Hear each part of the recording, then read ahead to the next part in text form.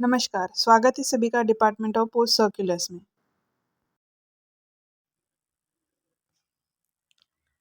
Hello, तो देखिए ये जीडीएस का एंगेजमेंट का नोटिफिकेशन आ गया है।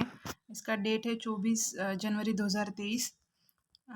तो online engagement of GDS schedule 1 January 2023, notification of GDS vacancies and circulation of model notification. तो ये जो जीडीएस का एंगेजमेंट है उसका शेड्यूल 1 का जनवरी का ये नोटिफिकेशन है। अब तो देखिए यहाँ पर ये डेट्स दी हुई है। तो पहला है issue of online notification for GDS vacancies by all divisions in one go on pan India basis and go live, मतलब एक ही साथ सारे डिविजन्स जीडीएस की वैकेंसीज डिक्लेयर करेंगे। तो इसका टाइम लाइन होगा 27 जनवरी से लेकर 16 फरवरी तक। One time option to edit, correction, modification in application by applicants, मतलब जो भी कैंडिडेट्स, जो भी पर्सन जीडीएस के लिए एप्लीकेशन कर रहे हैं उनको अपना एप्लीकेशन एडिट करने के लिए, करेक्ट करने के लिए या मॉडिफाई करने के लिए टाइमलाइन रहेगा 17 फरवरी से लेकर 19 फरवरी तक। उसके बाद इस जीडीएस एंगेजमेंट का रिजल्ट आ जाएगा 3rd या 4th वीक ऑफ फेब्रुवरी।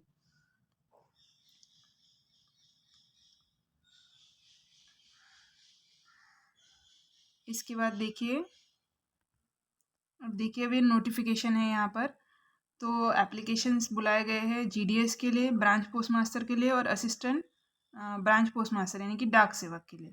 ये सारे जो एप्लीकेशन है ये ऑनलाइन है और इसका link India post GDS online.in यहाँ पर है। तो रजिस्ट्रेशन शुरू हो जाएगा 27 जनवरी से लेकर 16 फरवरी तक। आप रजिस्ट्रेशन कर सकते हैं, अप्लाई कर सकते हैं इस पोस्ट के लिए। आपको अगर आपका एप्लीकेशन करेक्ट करना है, कुछ एडिटिंग करना है उसमें, तो 17 फरवरी से लेकर 19 फरवरी तक आप ये कर पाएंगे। अब यहाँ पे इमोलमेंट्स, मतलब जो जीडीएस सेलेक्ट हो जाएंगे उनका सैलरी, उनका पे क्या रहेगा। तो बीपीएम यानी ब्रांच पोस्ट मास्टर का रहेगा 12,000 से लेकर 29,380। 12,000 जो होता है ये बेसिक होता है। इसमें टीआरसी यानी time related continuity allowance plus dearness allowance यानी कि डीए, वो जीडीएस को पे रहेगा। और असिस्टेंट ब्रांच पोस्ट मास्टर या डाक सेवक को 10,000 से लेकर 24,470 तक पे इनका जा सकता है आगे चलकर। स्टार्टिंग जो रहेगा वो 10,000 रहेगा। अब देखिए यहाँ पर जॉब प्रोफाइल दिया है, मतलब अगर कोई ब्रांच पोस्ट मास्टर के पोस्ट के लिए सिलेक्ट होता है तो उनकी ड्यूटीज़ क्या रहेगी। तो सबसे पहले day to day postal operations of branch post office और इंडिया पोस्ट पेमेंट बैंक। उसके बाद marketing and promotion of products and services, department of post की जो भी सर्विसेज है, प्रोडक्ट्स है, उनका मार्केटिंग करना है, उनका प्रमोशन आपको करना है। और कस्टमर सर्विस सेंटर्स की भी जो सारी सुविधाएं हैं उसको भी आपको प्रमोट करना है।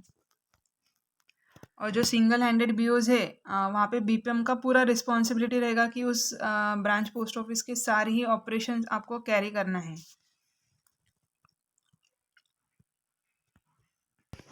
जो बीओ सिंगल हैंडेड नहीं है वहाँ पर बीपीएम को, असिस्टेंट बीपीएम उनको हेल्प करेंगे।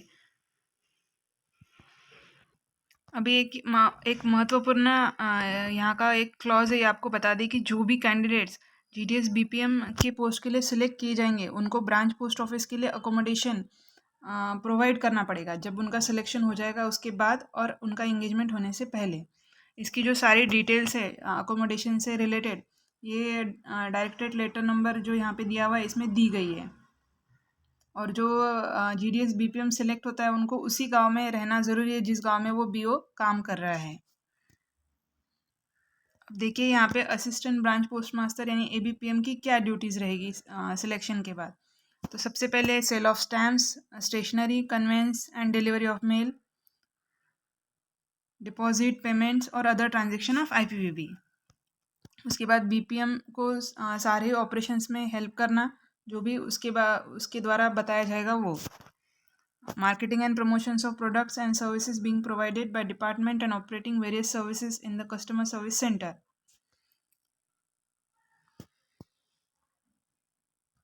उसके बाद बीपीएम उसको कोई भी एडिशनल ड्यूटी दे सकते हैं उसके ड्यूटीज़ के साथ, तो वो भी उसे कैरी करनी है। और एबीपीएम जो है उनको भी जहाँ पर उनका बीओ है या फिर जहाँ भी उनका पोस्टिंग है, चाहे एचओ हो, एसओ हो और बीओ हो, वहीं पे उनको रहना ज़रूरी है। अब देखते हैं कि डाक सेवक की क्या ड्यूटीज़ होंगी आफ्टर द सिलेक्शन। तो डाक सेवक जो है वो किसी भी डिपार्टमेंटल ऑफिस में उनका पोस्टिंग हो सकता है, जैसे कि एसओ हो, हेड ऑफिस हो। तो उनका प्रोफाइल रहेगा कि sale of stamps, stationery, conveyance and delivery of mail at door step, deposit payments and other transaction of IPPB और any other duties assigned by post master और सब पोस्ट मास्टर। डाक सेवक को सॉर्टिंग ऑफिसेस या फिर आरएमएस में भी ड्यूटी दिया जा सकता है।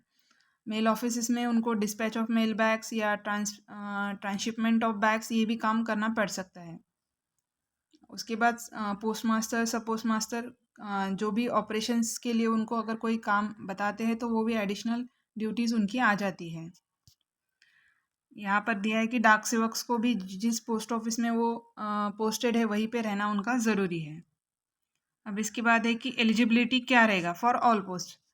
तो एज लिमिट है कि मिनिमम एज तो 18 ईयर्स होना चाहिए, उससे कम नहीं चलेगा, और मैक्सिमम एज 40 ईयर्स है, उससे ज़्यादा नहीं चलेगा। और ये एज किस डेट पे रहेगा, तो last date of submission of application. अभी रिलैक्सेशन इन एज लिमिट क्या है, तो देखिए शेड्यूल कास्ट या शेड्यूल ट्राइब के लिए 5 ईयर्स है, अदर बैकवर्ड क्लासेस के लिए 3 ईयर्स है, इकोनॉमिकली वीकर सेक्शंस के लिए कोई रिलैक्सेशन नहीं है, पर्सनस विद डिसेबिलिटीज़ के लिए 10 ईयर्स है, person with disabilities plus OBC 13 years, person with disabilities plus SC ST 15 years. अभी जो भी कैंडिडेट्स किसी रिज़र्व वैकेंसीज़ के लिए अप्लाई करते हैं एज या फिर डिसेबिलिटी के साथ, तो उनको उस चीज़ के लिए सर्टिफिकेट्स देना ज़रूरी है, जो भी प्रिस्क्राइब्ड फॉर्मेट है उसके अंदर। और अगर वो एप्लीकेशंस उनके अगर सही नहीं होते या वो एप्लीकेशन सबमिट नहीं करते सर्टिफिकेट्स, तो उनका कैंडिडेचर जो है वो कैंसिल भी हो सकता है। अभी EWS एप्लीकेंट्स जो है उनको अपर एज लिमिट में कोई भी रिलैक्सेशन नहीं है, मगर EWS में जो भी कैंडिडेट्स है वो अगर SC ST OBC के रिजर्वेशन के अंडर नहीं आते तो उनको 10% रिजर्वेशन मिलेगा इस वैकेंसी के लिए, इस सिलेक्शन के लिए। अभी यहाँ पर दिया है कि एजुकेशनल क्वालिफिकेशन क्या चाहिए इन पोस्ट के लिए। तो सबसे पहले है कि secondary school examination, pass certificate of 10th, मतलब 10th का आपको आपका पास होना ज़रूरी है इन मैथमेटिक्स एंड इंग्लिश। कोई भी रिकॉग्नाइज बोर्ड जो है गवर्नमेंट ऑफ इंडिया का, उसके थ्रू। और जो भी लोकल लैंग्वेज है जिस यूनिट के लिए आप अप्लाई कर रहे हैं, जिस सर्कल के लिए, वहाँ का लोकल लैंग्वेज में आपका पढ़ाई होना ज़रूरी है। अदर क्वालिफिकेशंस में आपको कंप्यूटर का नॉलेज होना ज़रूरी है, साइकिल आपको चलाती आना चाहिए, और आपके पास एडिक्वेट मीन्स ऑफ लिवलीहुड, मतलब आपके पास रहने के, आपकी जो सुविधाएं हैं बेसिक रहने के लिए होती है, जीवन जीने के लिए, वो आपके पास होना चाहिए। अब यहाँ पर एक नोट दिया हुआ है कि कोई भी person holding an elective office will be considered for engagement to the post, मतलब कोई भी अगर इलेक्टिव ऑफिस होल्ड कर रहा है कोई पर्सन, तो उसका एंगेजमेंट, उसका अपॉइंटमेंट नहीं होगा। दूसरा है कि कोई भी GDS उसका सिलेक्शन होता है तो उनको दूसरी कोई भी एजेंसी या दूसरा कोई भी काम नहीं करना है, और आपका कोई भी पास्ट एक्सपीरियंस है इस सर्विस के लिए तो वो कंसिडर नहीं किया जाएगा। अब इसके बाद यहाँ पर दिया है रिजर्वेशन। तो GDS का जो एंगेजमेंट रहेगा, ये डिपार्टमेंट का जो रिजर्वेशन है of SC ST OBC EWS और PWD कैटेगरीज का, उसके हिसाब से किया जाएगा। जो यहाँ पे लेटर नंबर्स दिए हैं 1 2 3 4, इन लेटर्स में रिजर्वेशन के रिगार्डिंग सारी रूलिंग्स और ऑर्डर्स दिए गए हैं। अभी PWD का जो परमिसिबल डिसेबिलिटी है वो यहाँ पे दिया हुआ है, ये आप देख सकते हैं। इसके बाद आपको कैसे अप्लाई करना है, तो सबसे पहले जो एक वेबसाइट दिया हुआ है इंडिया पोस्ट GDSonline.in, यहाँ पर आपको जाना है और यहाँ पे आपको अप्लाई करना है। उसकी सारी brief instructions, registration, payment of fee, documents to be uploaded with application, selection of post, ये एनेक्चर V में यहाँ पे ही साथ में दिया हुआ है। अब है कि सबसे महत्वपूर्ण सिलेक्शन क्राइटेरिया क्या रहेगा। तो जो भी एप्लीकेंट्स अप्लाई करेंगे तो उनका जो इंगेजमेंट के लिए सिलेक्शन होगा वो एक सिस्टम जनरेटेड मेरिट लिस्ट के आधार पर होगा। ये जो मेरिट लिस्ट होगी ये आपके मार्क्स है 10th स्टैंडर्ड में, मतलब 10वीं में आपको जो भी मार्क्स मिले हैं इसके आधार पर वो मेरिट लिस्ट सिस्टम तैयार करेगा। 4 डेसिमल्स में होगा, मतलब 89.70, 89.65 ऐसे उसका मेरिट लिस्ट आएगा।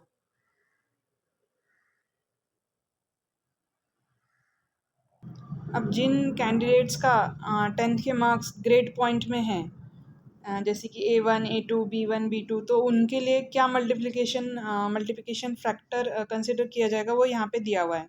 जैसे A1 किसी को ग्रेड मिला है, उसकी ग्रेड पॉइंट 10 है, तो उसका मल्टीप्लिकेशन फैक्टर 9.5 रहेगा, मतलब 90.5 उनका परसेंटेज कंसिडर किया जाएगा एंगेजमेंट के लिए।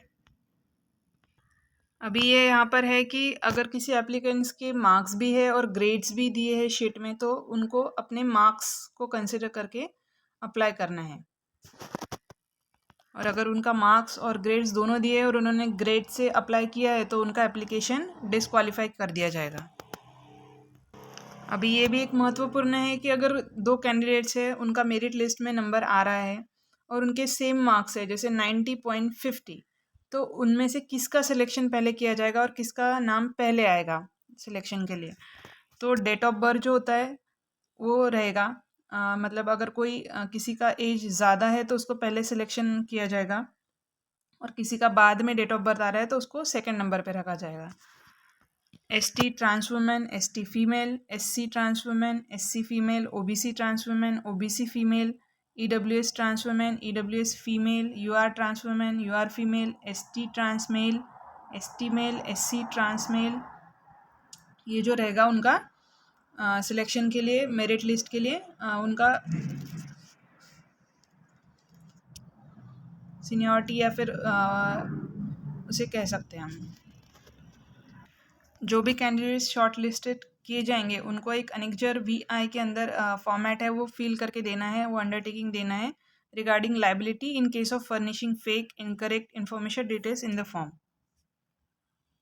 अभी है कि कम्युनिकेशन ऑफ सिलेक्शन, मतलब अगर आपने फॉर्म भरा है तो आपका सिलेक्शन हो गया है, इस बात का आपको पता कैसे चलेगा। तो जिन भी कैंडिडेट्स को, जिन भी एप्लीकेंट्स को शॉर्ट लिस्टेड किया जाएगा GDS एंगेजमेंट के लिए, उनका सभी का लिस्ट डिपार्टमेंट ऑफ पोस्ट की वेबसाइट और GDS ऑनलाइन पोर्टल पे पब्लिश किया जाएगा। तो उनको उस वेबसाइट को, उस पोर्टल को रेगुलर बेसिस पे विजिट करना है और चेक करते रहना है कि लिस्ट आया है या नहीं आया है। अभी किसी कैंडिडेट का सिलेक्शन शॉर्ट लिस्ट हो गया है, उस लिस्ट में नाम आया है, बट उनका सिलेक्शन तभी होगा जब वो फिज़िकली जाकर उनके डिविजनल हेड, डिविजनल ऑफिस में अपने सारे डॉक्यूमेंट्स का वेरिफिकेशन जब हो जाएगा उसके बाद ही उनका सिलेक्शन होगा।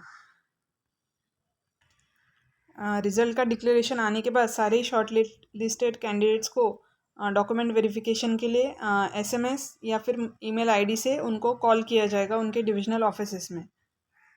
और इन कैंडिडेट्स को डॉक्यूमेंट वेरिफिकेशन के लिए जाते वक्त अनेक्जर VII में जो भी डॉक्यूमेंट्स दिए हैं ये सारे ओरिजिनल डॉक्यूमेंट्स ले जाने हैं, और 2 सेट्स ऑफ सेल्फ अटेस्टेड फ़ोटोकॉपीज़, मतलब ओरिजिनल डॉक्यूमेंट्स और उसकी 2 ज़ेरॉक्स आपको डॉक्यूमेंट वेरिफिकेशन के वक्त ले जाना है। उनका शॉर्ट लिस्ट होने के बाद उनको 15 दिन मिलेंगे इस डॉक्यूमेंट वेरिफिकेशन करवाने के लिए। अगर इन 15 दिनों के भीतर वो कैंडिडेट उनके रिस्पेक्टिव डिविजनल ऑफिस में डॉक्यूमेंट वेरिफिकेशन के लिए नहीं जा पाते तो उनको non turned up as treat किया जाएगा और उनका जो कैंडिडेचर है उसको रिजेक्ट कर दिया जाएगा सीधे सीधे।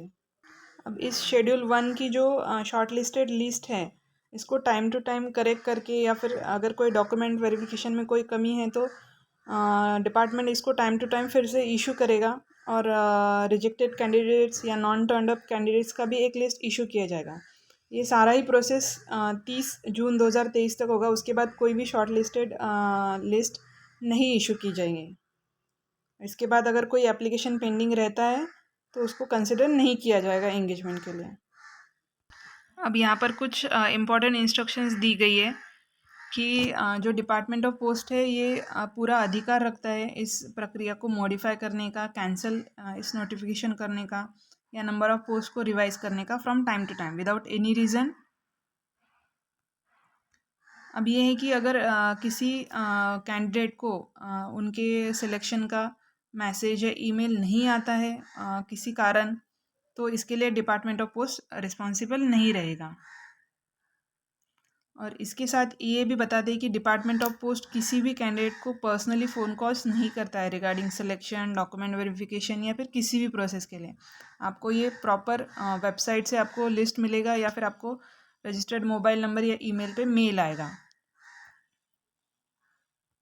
अगर आपको ऐसा कोई फ़ोन कॉल आता भी है तो आपको ये यहाँ पे एडवाइस किया जाता है कि आप अपनी पर्सनल इन्फॉर्मेशन उनके साथ शेयर ना करें। और जो एप्लीकेंट्स है वो अपने सारे एप्लीकेशन का स्टेटस उनके वेबसाइट पर, पोर्टल पर देख सकते हैं। अब ये एनेक्जर 1 यहाँ पे आपको फॉर्म करना है। ये फॉर्म है जो आपको फिल करना है।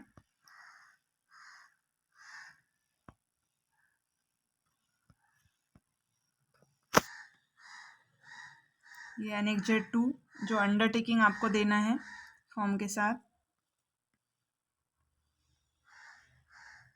Annexure 3 declaration.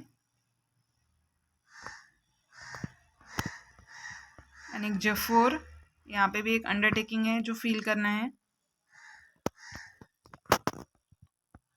Annexure 5 instructions for applicants, जो आपको ऑनलाइन एप्लीकेशन करना है उसके लिए इंस्ट्रक्शंस दी गई है। पहले तो indiapost.gds.online.in यहाँ पर आपको जाना है और सारी डिटेल्स पढ़ लेनी है। उनका एक एक्टिव ईमेल आईडी होना चाहिए और मोबाइल नंबर होना चाहिए, ताकि जब उनका शॉर्ट लिस्टिंग हो जाए तो उनको उस मोबाइल नंबर पर या फिर ईमेल आईडी पर मेल या मैसेज भेजा जा सके। एक ही मोबाइल नंबर से आप रजिस्टर कर चुके हैं तो वो मोबाइल नंबर आप दूसरे रजिस्ट्रेशन में नहीं यूज़ कर सकते हैं। अभी यहाँ पर है कि payment of fees 100 rupees is to be paid by the applicants for all the post notified in choice of division. और ये जो पेमेंट है ये फीमेल एप्लीकेंट्स के लिए, SC/ST एप्लीकेंट्स के लिए, PWD एप्लीकेंट्स के लिए और ट्रांस वुमेन एप्लीकेंट्स के लिए नहीं रहेगी। एक बार अगर आप फ़ी पेड कर देते तो आपको ये किसी भी हालत में रिफ़ंड नहीं की जाएंगी। तो अगर आप अप्लाई कर रहे हैं तो आप जिस डिवीज़न के लिए चाहते हैं पोस्टिंग, उसी के लिए आप प्रॉपरली अप्लाई करें और उसके बाद ही फ़ी का पेमेंट करें। अब यहाँ पर दिया है कि ऑनलाइन एप्लीकेशन का क्या प्रोसेस रहेगा। तो सबसे पहले selection of division and exercising preferences. तो applicant can only apply one or more for vacant post of GDS in only one of the selected division, one or more. Before selecting division उनको अपनी सारी details भरकर registration कर लेना है। OTP जो दिया है आएगा मोबाइल नंबर पे, उसको डाल के वैलिडेट कर लेना है। एक बार आप डिवीजन सेलेक्ट करते हैं तो उसके बाद सारी एलिजिबल पोस्ट आपको दिखाई जाएगी और फिर उसके बाद आपको प्रेफरेंसेस वहाँ पे सिलेक्ट करने हैं।